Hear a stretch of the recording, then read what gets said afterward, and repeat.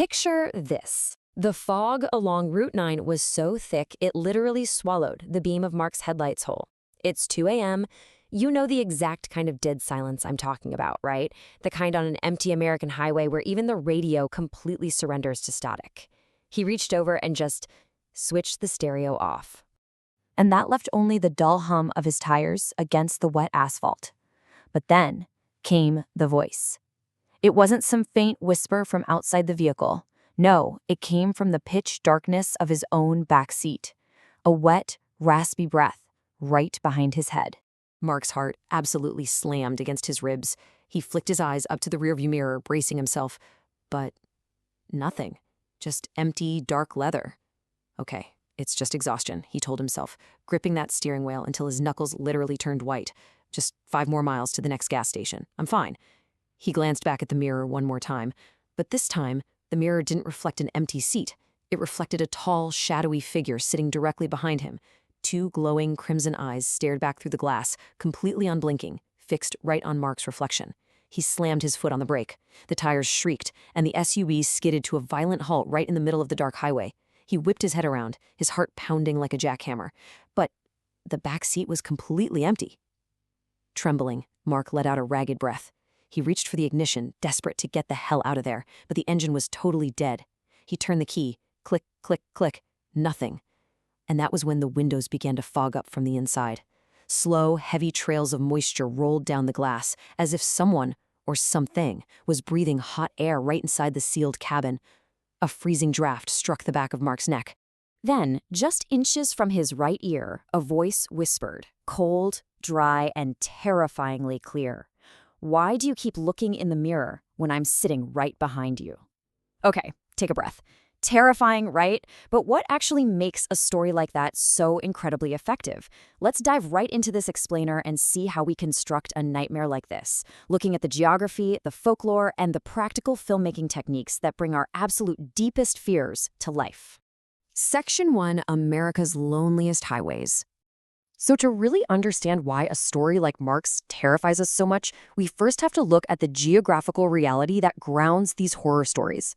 Our fictional Route 9 taps into a very real, very American anxiety, which is the absolute desolation of the open road. Think about places like Nevada's Highway 50. Back in 1986, Life magazine famously dubbed it the loneliest road in America, literally warning travelers they needed survival gear just to attempt the drive. We're talking 17 mountain passes, vast stretches of total nothingness, and absolutely zero cell reception.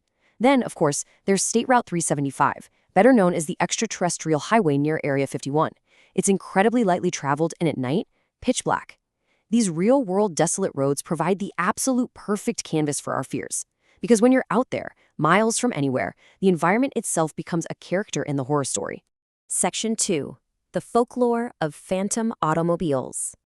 Now, Mark's terror in that SUV feels deeply ingrained in our culture because, well, it kind of is. The highway ghost isn't some modern invention. It's a deeply rooted piece of American folklore.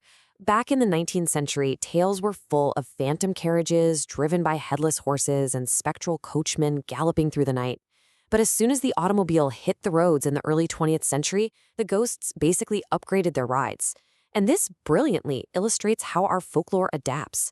Suddenly, we had reports of ghostly headlights tearing down country streets. There's even this incredible historical account from 1917 of a haunted car in New York named Ghostina. People claimed a vaporous white form would sit in the passenger seat, and the car would violently shake all on its own at 2 a.m. So what does this all mean? Why did this shift happen? It really boils down to unprecedented leaps in innovation clashing with human vulnerability.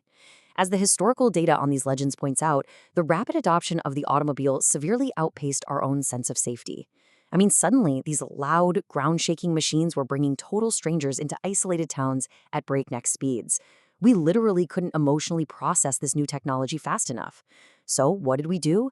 We simply took our ancient primal fears of the dark and the unknown and we overlaid them right onto this new machinery.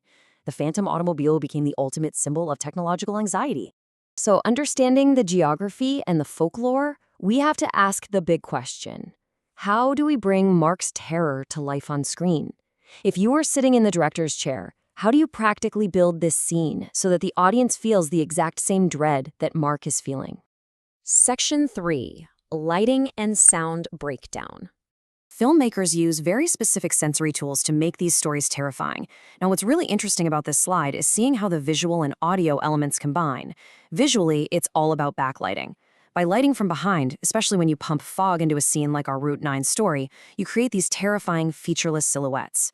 You don't get the comfort of seeing a face, you just see a dark, looming shape in the rearview mirror. On the audio side, it is entirely about contrast. You have to establish dead silence first. Let the audience sit in it. Then you layer in ambient sounds, maybe the subtle creak of leather or the wind outside. When you finally introduce that wet, raspy breath or a sharp audio riser, it completely shatters the silence and startles the audience right out of their seats. Mastering this exact mix is the secret sauce to spooking someone. Section 4. Designing the scare in post-production. But the scare isn't actually finished on set. Remember when Mark violently slammed on his brakes in a total panic? To make the audience feel that physical jolt, editors have to polish that moment digitally, so the crucial point is getting the shake right. According to the editing tutorials at Miracamp, building a realistic, panic-inducing camera shake in Premiere Pro requires 4 concrete steps. First up, you apply a transform effect to the clip. Second, you have to adjust the scale. Basically, you're zooming in just slightly so when you shake the footage, the black edges of the frame don't peek through. Third, you create position keyframes, moving the frame violently around to mimic a sudden, jarring halt. And fourth, you add motion blur. That blur is the magic touch. It's what sells the realism of the sudden stop, making the viewer's eyes trick their brain into feeling the actual physical impact of Mark's terror. And that brings us to the absolute core truth behind all of this. Whether it's a phantom carriage from the 1800s, Ghostina shaking in a garage in 1917, or poor Mark stranded out on Route 9, the heart of the story never really changes. We build fast machines to conquer the landscape, but we can never outrun our fear of the dark. We use lighting, sound design, and digital editing to recreate these myths, but that genuine chill down your spine, that is ancient.